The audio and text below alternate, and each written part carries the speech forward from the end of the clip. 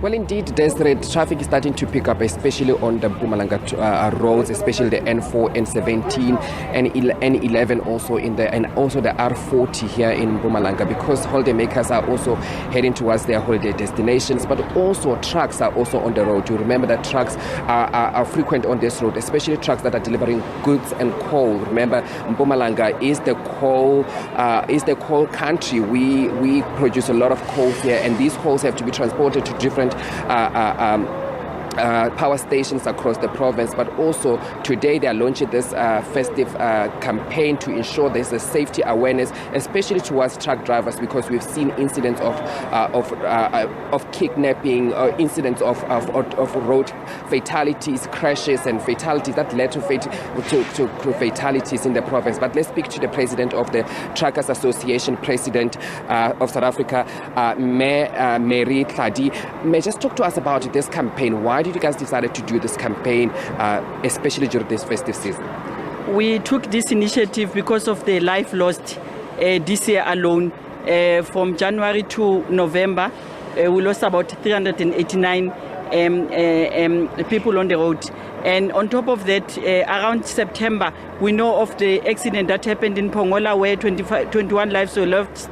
And then in Tumelo N8, 11 people died from the freight industry. So this initiative is important because throughout the years, there was nothing that was happening from the freight, and now we are taking it upon ourselves to make sure that we partner with the departments at provincial level, with the MEC of Transport who's here, to make sure that we send a clear message to the drivers and the operators all over that, you know, let's calm down the situation and avoid these accidents.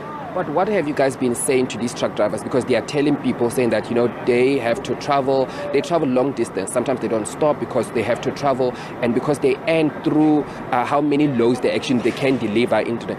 What are you guys telling these truck owners and these truck drivers that are driving on this road? What are you guys saying to them to ensure that they reduce the speed? Because we know that they drive with high speed on the road. We've seen this, and with the accident that happened in Pongola, and with the truck drivers saying, people saying that they sometimes sleep on the road while they're driving. What are you guys saying to them, and what are penalties are you guys issuing to those truck drivers that are not following the rules of the road?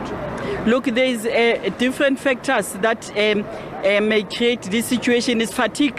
One is them, and therefore, hence, as TASA, we are saying that operators must put in 2 drivers per truck. They must co-drive to assist the other one when they get tired, because you go to another province and already you've traveled more than 600 kilometers, and when you get there, you must stand in the queue.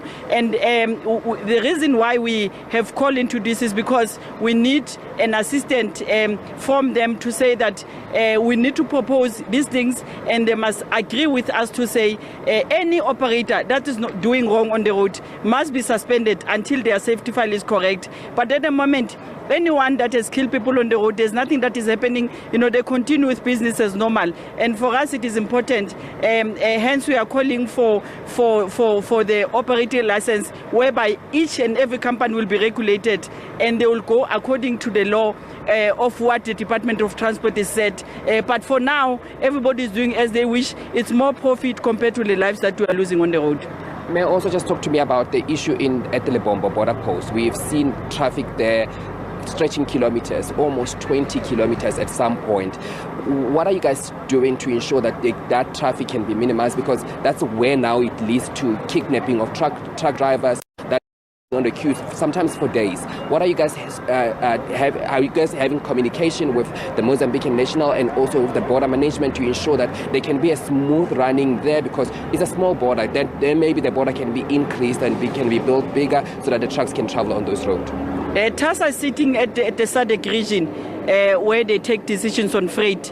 And another thing is that we've had meetings with the Cross Border Agency from the beginning of the year, where the agenda was about Libombo. We are aware of the security measures that are there, and we are really working to see to it that in 2023 we need to engage more security, because drivers are saying that they are losing their personal belongings, and it has to do with other borders. Remember, when you get to the border, you are not getting the same fee fees that you are getting in another country, and you are not getting the same law that you are getting from another country. And hence they have proposed a free trade whereby borders do not do the different laws within their country. So at the moment, is that challenge which we are engaging on. But Limombo has been looked at very close, and we are aware of the situation there, and we are aware that it is beyond safety but more of security. I'm just going to ask you this question. I know it's not your jurisdiction, especially when it comes to trucks. Trucks,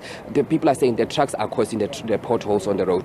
Are you guys donating money to the government so that they can fix the road, or are you guys doing something to ensure that there's money that can be given to government to fix the road, or the municipalities to fix the road, because these trucks are on the road every day and people are blaming the trucks for these potholes that we see on the road?